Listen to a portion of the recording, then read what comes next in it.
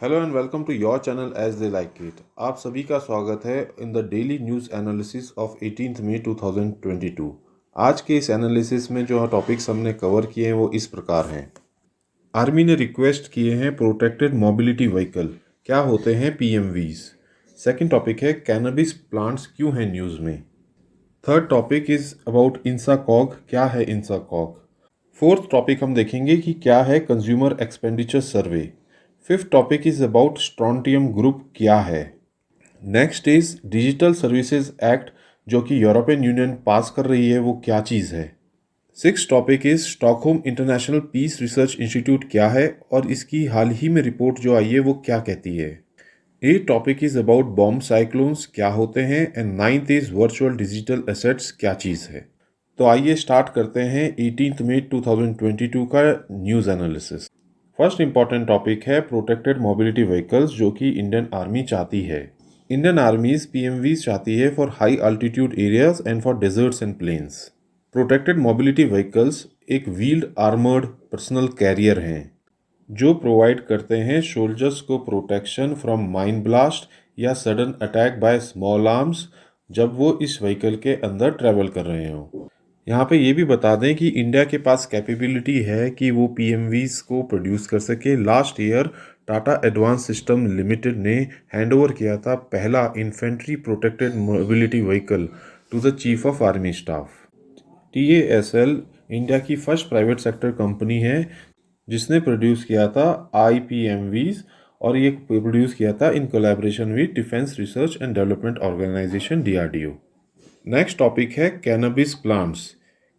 Thailand की government ने announce किया है कि वो डिस्ट्रीब्यूट करेगी 1 million cannabis plants to households across the nation.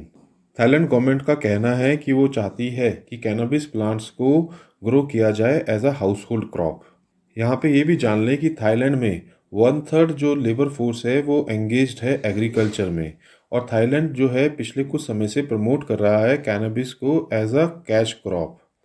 2018 में थाईलैंड साउथ ईस्ट एशिया की पहली कंट्री बन गई थी जिसने लीगलाइज किया था कैनबिस का use for medical purposes. Thai government allow करना चाहती है रेसिडेंट्स को कि वो ग्रो करें मेडिकल ग्रेड मैरिजुएना अपने पर्सनल यूज़ के लिए या फिर स्मॉल स्केल कमर्शियल एंटरप्राइजेस के लिए। हालांकि लार्ज स्केल बिजनेस के लिए अभी भी गवर्नमेंट के परमिट्स चाहिए होंगे। थाई गवर्नमेंट का मानना है कि इससे कंट्री में hundreds of millions of dollars आएंगे एवरी ईयर, और international visitors as well as medical tourism भी स्ट्रेंथन होगा। थाईलैंड में एक लॉन्ग स्टैंडिंग ट्रेडिशन है मैरिजुएना को यूज़ करने के लिए for relieving pain and fatigue. आइए अब देखते हैं नेक्स्ट इम्पॉर्टेंट टॉपिक, और वो है इंसाकॉग। प्राइम मिनिस्टर ने अनाउंस किया है कि India SARS CoV-2 genomics consortium जो है वो एक्सटेंड किया जाएगा इंडिया की नेबरिंग कंट्रीज़ में। INSACOG stands for Indian SARS COVID 2 genomics consortium. इस कंसोर्टियम को इस्टेब्लिश किया गया था दिसंबर 2020 में, और ये जॉइंट इनिशिएटिव है union ministry of health and department of biotechnology with CSIR and ICMR। और ये इस्टेब्लिश किया गया था to expand the whole genomic sequencing of SARS-CoV-2 the corona virus, ताकि अंडरस्टैंड किया जा सके कि ये वायरस जो है कैसे इवॉल्व होता है और स्प्रेड करता है। इंसाकॉग स्टार्टिंग में 10 नेशनल रिसर्च लेबोरेटरीज के पार्टिसिपेशन से सेटअप हुआ था, और धीरे धीरे ये एक्सपेंड करके 38 नेटवर्क ऑफ लेबोरेटरीज में पहुंच गया। नेक्स्ट इंपॉर्टेंट टॉपिक है कंज्यूमर एक्सपेंडिचर सर्वे, क्या चीज़ है। गवर्नमेंट ने कहा है कि all India household consumer expenditure survey जो कि कंडक्ट किया जाता है by national statistical office every 5 years, उसको रिज्यूम किया जाएगा जो कि बहुत समय से बंद पड़ा है। कंज्यूमर एक्सपेंडिचर सर्वे से इंफॉर्मेशन कलेक्ट की जाती है about consumer spending patterns through out the country, और ये इंक्लूड करती है बोथ अर्बन और रूरल एरियाज़ को। आइए अब जानते हैं कि आखिर इस सर्वे की यूटिलिटी क्या है। इस एक्सरसाइज से जो डेटा गैदर किया जाता है वो बताता है कि average expenditure on goods and services across the country क्या है, और इससे हेल्प होती है एस्टिमेट्स लगाने में about house hold monthly per capita consumer expenditure. इस डेटा की मदद से हेल्प होती है एस्टिमेट्स लगाने में of the poverty levels in different parts of the country.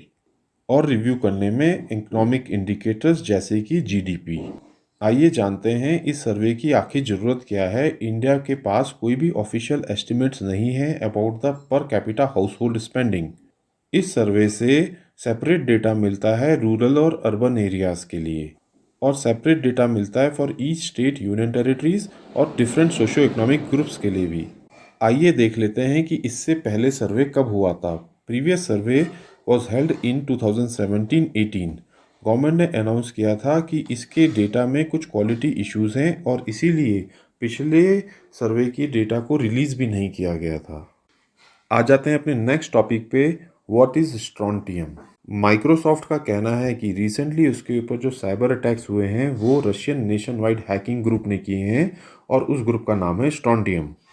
इस ग्रुप को Fancy Bear, Tsar Team, Pawn Storm, Sofacy, Sednit, advance persistent threat 28, APT 28 group के नाम से भी जाना जाता है।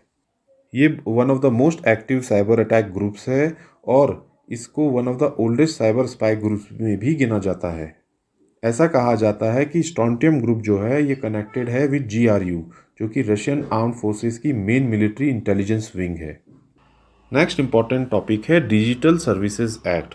यूरोपियन पार्लियामेंट और यूरोपियन यूनियन ने अनाउंस किया है कि they have reached a political agreement on the digital services act. Digital services act एक लैंडमार्क लेजिस्लेशन है और ये फोर्स करती है बड़ी इंटरनेट कंपनीज को अगेंस्ट डिसइंफॉर्मेशन और इलीगल एंड हार्मफुल कंटेंट के, जिससे कि एक बेटर प्रोटेक्शन होता है इंटरनेट यूजर्स का और उनके फंडामेंटल राइट्स का। ये डिजिटल सर्विसेज एक्ट प्रपोज किया था in December 2022 by the European Union commission. Digital services act एक कॉमन रूल्स बनाता है regarding intermediaries, obligations and accountability. आइए देखते हैं अपना next important topic, Stockholm international Peace Research institute क्या है।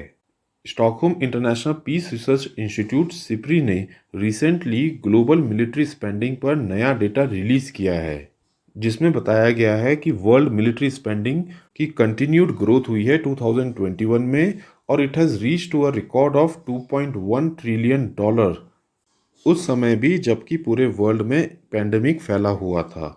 आइए देखते हैं कि सिप्री के according top defence spenders of 2021 कौन थे। रिपोर्ट में बताया गया है कि टॉप 5 लार्जेस्ट स्पेंडर्स इन 2021 थे। सबसे पहला US, then China, then India, UK and Russia, जो कि 62% of the total world expenditure का था। और यूएस और चाइना को ही काउंट कर लें तो उन्होंने काउंट किया है 52% ऑफ द टोटल एक्सपेंडिचर। आइए देखते हैं सिप्री की रिपोर्ट में इंडिया के डिफेंस एक्सपेंडिचर के लिए क्या कहा गया है। इंडिया ने 2021 में मिलिट्री स्पेंडिंग में खर्च किए हैं $76.6 बिलियन और इंडिया जो है थर्ड हाईएस्ट है वर्ल्ड में रिगार्डिंग मिलिट्री स्पेंडिंग। 2021 की इंडियन मिलिट्री स्पेंडिंग जो है 0.9% ज़्यादा है 2020 से और 33% ज़्यादा है ऑफ 2012।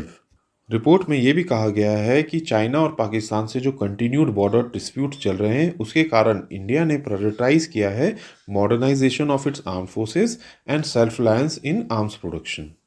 आइए जानते हैं कि आखिर Stockholm international Peace Research institute है क्या। सिप्री एक इंटरनेशनल थिंक टैंक है जो कि बेस्ड है स्टॉकहोम में और ये प्रोवाइड करता है डेटा, एनालिसिस और recommendations for armed conflict, military expenditures and arms trade. SIPRI की रिसर्च जो है वो ओपन सोर्सेज पे डिपेंड करती है और ये हेल्प करती है डिसीजन मेकर्स को, researchers, media and interested public को। आ जाते हैं अपने नेक्स्ट टॉपिक पर, वो है बॉम्ब साइक्लोन। कुछ समय पहले यूएसए में विटनेस किया गया था bomb cyclone.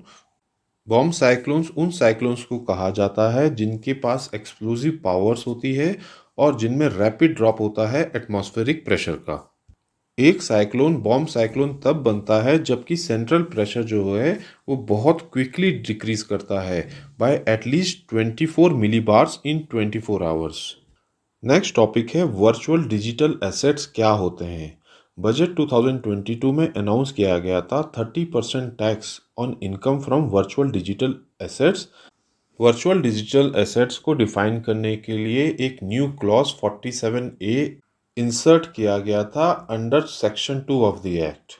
Virtual digital asset को डिफाइन किया गया है एज एनी इंफॉर्मेशन या कोड नंबर या टोकन जो कि क्रिप्टोग्राफिक मीन्स से जनरेट किया गया हो, प्रोवाइड करता हो डिजिटल रिप्रेजेंटेशन ऑफ वैल्यू, जो फंक्शन करता हो as a store of value और यूनिट ऑफ अकाउंट, और जो यूज़ किया जा सके इन एनी फाइनेंशियल ट्रांजैक्शन और इन्वेस्टमेंट, जिसको कि ट्रांसफ़र किया जा सके, स्टोर किया जा सके और ट्रेड भी किया जा सकता हो इलेक्ट्रॉनिकली। और इसमें इंक्लूड किया जाएगा नॉन फंजिबल टोकन्स या इसी टाइप के किसी और टोकन्स को भी। तो दोस्तों, ये था हमारा आज का न्यूज़ एनालिसिस फॉर 18 मई 2022। अगर ये आपको पसंद आया है तो हमारे चैनल को लाइक एंड सब्सक्राइब करें और इंस्टाग्राम और टेलीग्राम से जुड़ें for free PDF and free notes. Thank you.